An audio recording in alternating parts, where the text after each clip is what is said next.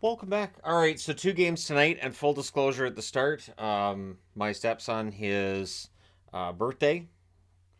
For his birthday, we went to an escape room. I did not see the first period in the Chicago Florida game, nor did I see a majority of the second period.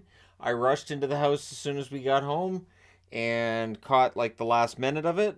But let's go ahead and go through it. And it turns out the third period and the overtime were really the big story in this one anyway. So I think I caught the most important parts. And then of course I saw the entire game between Anaheim and Calgary. So starting things off, the Chicago Blackhawks and the Florida Panthers. Now, Florida in a desperate position to make the playoffs. And tonight they get a result that could lead to something. Tomorrow they're at home against Winnipeg. Winnipeg's a team that's had their struggles. So this could be another sign that Florida is ready to at least push for a playoff spot. I don't know if I can see them beating out the Islanders or Pittsburgh at this point, but I mean the effort's there. So it's Mrazek versus Bobrovsky. Chicago has a good start to this. In the first, it's Caleb Jones from Radish and Tyler Johnson at 6:49, and then at 17:53, Kachuk scores from Anderson and Kara. So after the first, it's 2-0 for Chicago. Now they'd been outshot, but Mrazek had a really good game. And then in the second, it starts. It really is interesting in the second period because when I came in, you could see that Florida was a little bit out of sorts, and you could hear some boos from that crowd. They were not happy fans. This was a fan base that, while the building may not look very full on TV, there were some loud boos going on. And so the Hawks, through the first 2 periods, were 0 for 4 on the power play. The Panthers only had one. And the faceoff circle was a story as well. The Hawks 59.8% on the faceoffs through the first 2 periods. So for Florida, it really was about controlling the game and getting it back. And what's interesting is that they outshot Chicago in the first and second period, and then in the third, they just keep it going. Montour has a shot that saved, the rebounds cleared. Forsling fires one high as they press. The Hawks were shot blocking well. Power play drawn by the Panthers. They had no shots on their first power play. Panthers had trouble setting up. Back-to-back clears by Chicago. They cycle late. Montour is denied. That power play is killed off. 2 shots for Florida on that one. But the Panthers draw another power play. They cycle. The Hawks clear again. Reinhart hits the side of the net. Kachuk has a shot that's saved. That's killed off. Also, 2 shots on that power play. More booing after the failed power play. So this is a fan base that's a little bit upset here along the lines of, hey, this is Chicago. We're down 2-0. What's going on here, right? So Radish has a shot that's held. The shots on that were 8-1 for the Panthers at 7 minutes. So they're getting chances. I don't know how many of those are prime opportunities by definition, but they're getting chances. Eric Stahl's denied. The rebound's cleared. And then Bennett has a shot that's blocked. And following that, he would score on a one-timer. At 8:29, Kachuk and Luostarinen with the assists. It took 33 shots before Florida got their first goal, but they kept firing it on net, and they eventually get it. The Panthers then go back to the power play, and very quickly on that, they score to tie the game. It's Reinhart from Kachuk and Montour at 8:58. So over a period of 29 seconds, we've gone from a 2-0 lead for Chicago to a 2-2 game. So that was tipped in early in the power play. The Hawks then get a power play. Seth Jones has a shot that's tipped wide. Panthers clear it out. Ekblad would have a clear as well to finish the kill. And then Luostarinen scores to put Florida ahead from Kachuk and Mark Stahl at 12:41. So quite the third period for Kachuk here. 3 helpers. And that was barred down on a one-timer. And no booing at this point. The crowd really into it, really excited. A lot of cheering going on. Hawks go back to the power play. The Panthers don't let them set up. They cycle late, but that power play is killed off. Things that get punchy on a hold by Bobrovsky. Bobrovsky really sharp in this game. And then there's a goalie pull with 2:42 left.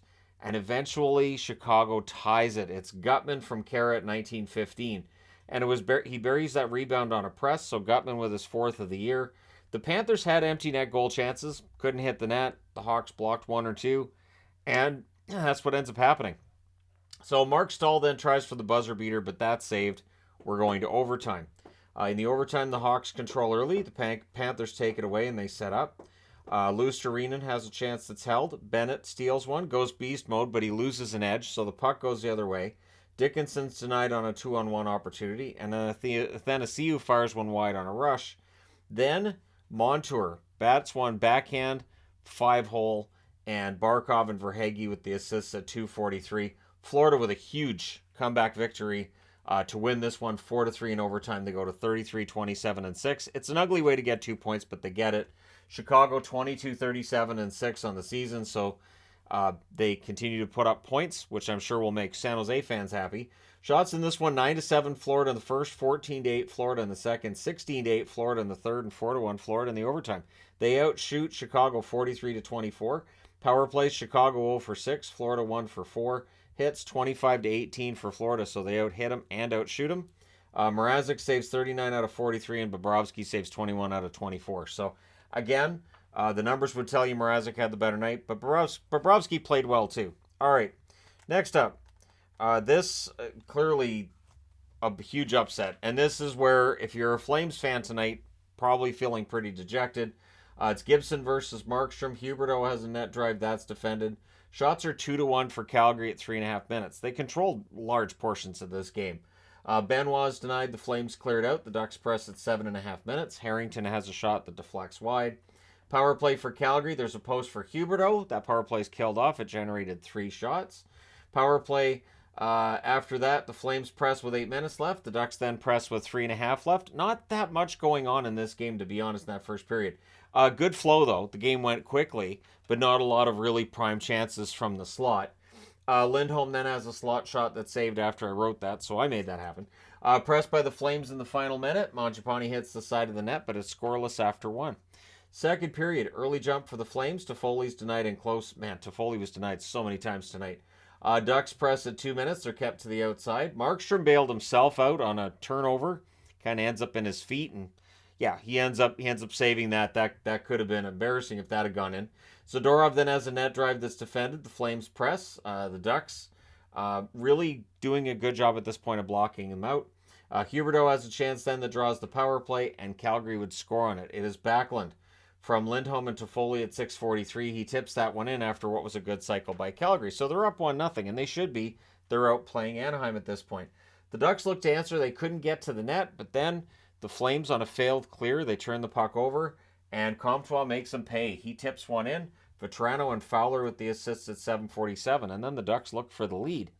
Kadri has a chance that's saved. The rebound's cleared. Dubé has a rush chance that's held. Shattenkirk had a post on a 3-on-2, and then the Ducks end up generating.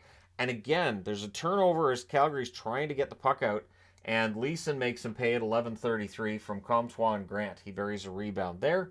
That was the 9th shot of the game for Anaheim. Calgary had 20. So this is where the frustration comes in, that Calgary's outplayed them, but they're behind on the scoreboard, right? So Flames press with 3.5 minutes left. Jones is denied by Markstrom. The Ducks are pinned down. They ice it.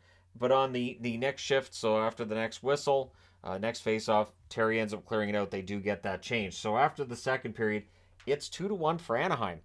But again, you know, Calgary's at home. They've only won 1 of their last 7. They should be really fired up in that third period.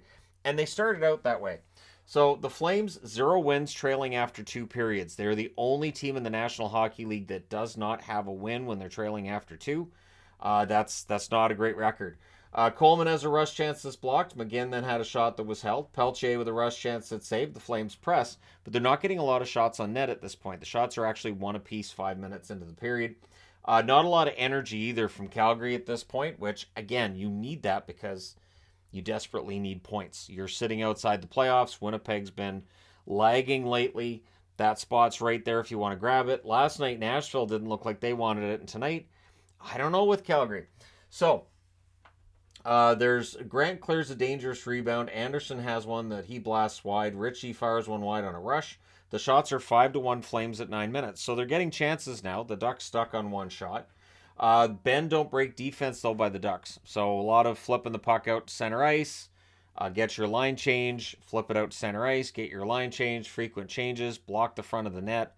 Make sure all 5 guys are back. You know, the most exciting brand of hockey you can imagine.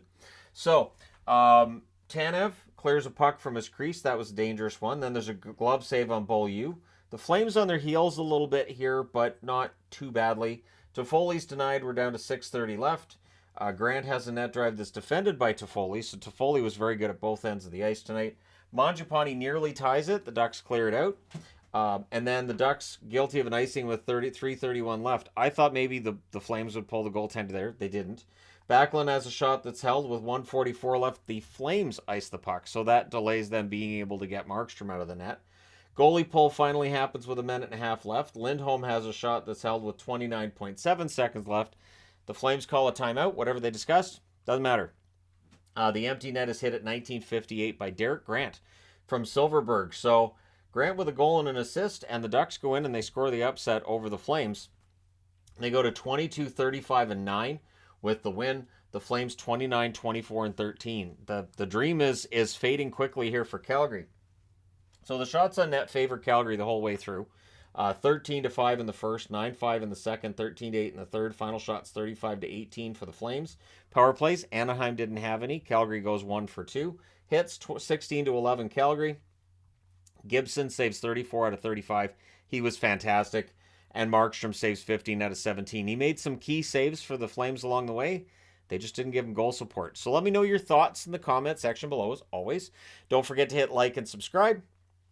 If you're browsing your way through, you just happened upon this video. And hey, thank you guys so much for watching, for all your support. I will talk to you again soon.